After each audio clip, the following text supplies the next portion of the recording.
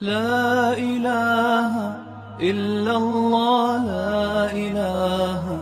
وعلیکم السلام ورحمۃ اللہ وبرکاتہ۔ پیارے شیخ، میں پہلے بریلوی گھرانے میں پیدا ہوا، لیکن میرا رجحان جو ہے وہ تبلیغی جماعت کی طرف تھا۔ طارق جمیل صاحب کا میں بڑا فین تھا، اور تبلیغ کے ساتھ وقت تو نہیں لگا میرا، لیکن یہ ہے کہ میں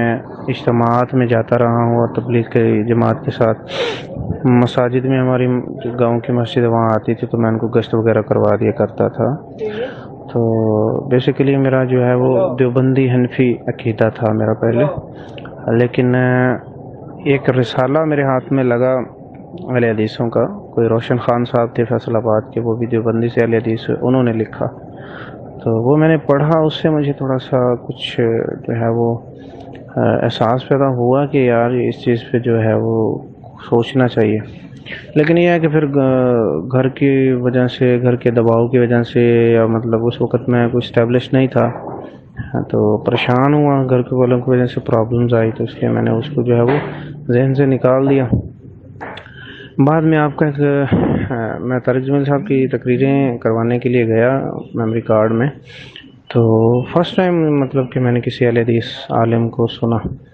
اور وہاں مطلب کہ میں نے جا کے جب ان کو کہا کہ طارق جمیل صاحب کی تقریریں کر دو، انہوں نے مطلب کمپیوٹر سے کھولا تو فولڈر ایک تھا، اس میں اہل حدیث لکھا ہوا تھا، تو اس فولڈر سے میں نے کہا جی اس کو کھولو۔ وہ کہتا بھائی یہ ان کا تو نہیں ہے۔ میں نے کہا چلو کھولو، وہاں پہ آپ کی تقریریں تھیں، تو کافی موضوعات تھے، لیکن جس موضوع نے مجھے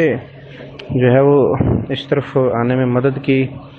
اور میرے خیال میں ایک جامع اور مختصر اور جامع لیکچر ہے جو اگر بغیر تعصب کے کوئی بھی بندہ سنے تو انشاءاللہ وہ راہ ہدایت کا راہی بن سکتا ہے۔ اس لیکچر کا نام تھا فرقہ پرستی، 42 منٹ کا غالباً لیکچر ہے وہ، تو اس لیکچر کی وجہ سے اللہ نے مجھے ہدایت کی طرف گامزن کیا۔ پھر میں نے مطالعہ کرنا شروع کیا، قرآن مجید کا ترجمہ پڑھا، احادیث کو پڑھا، تو پھر ریگولر میں نے آپ کے لیکچرز بھی سنے، شیخ عبداللہ ناصر رحمانی، شیخ طالب الرحمن شاہ صاحب، پھر جو کبار علماء اہل حدیث ہیں ان کی تقاریر سنی، کچھ مناظرے سنے، تو اس پر مجھے الحمدللہ جو ہے وہ بالکل شرح صدر ہوا، اور الحمدللہ میں اپنے گاؤں میں واحد اہل حدیث ہوں، اپنی فیملی میں بھی، اور بہت ساری مشکلات آئیں اس میں، دوستوں کی طرف سے بہت ساری مشکلات آئیں، گھر والوں کی طرف سے، رشتہ داروں کی طرف سے، تو بس دعا کیجیے گا شیخ کہ میں دعوت کا کام کر سکوں، اس میں بڑی کمزوری ہے میری طرف سے، تو اس میں میرے لیے دعا کرے اللہ مجھے اتنا مضبوط ایمان دے کہ میں کھل کر وہ ہے جو اپنے گاؤں میں، اپنے رشتہ داروں میں دعوت توحید کا کام کر سکوں۔ ماشاءاللہ ویسے میری تھوڑی بہت محنت کی وجہ سے 2-3 لوگ میرے گاؤں میں صحیح عقیدے کو اپنا چکے ہیں۔ مسائل جو ہمارے ہیں امتیازی مسائل، ان پر تو فی الحال عمل نہیں کرتے، جیسے رفع الیدین وغیرہ، آمین بالجہر وغیرہ، لیکن عقیدتاً الحمدللہ وہ سلفی عقیدے پر ہے۔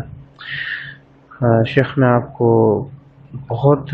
یاد کرتا ہوں، اللہ آپ کی عمر میں، علم میں برکت عطا فرمائے، اور اللہ آپ سے ہمیں مزید نفع حاصل کرنے کی توفیق دے۔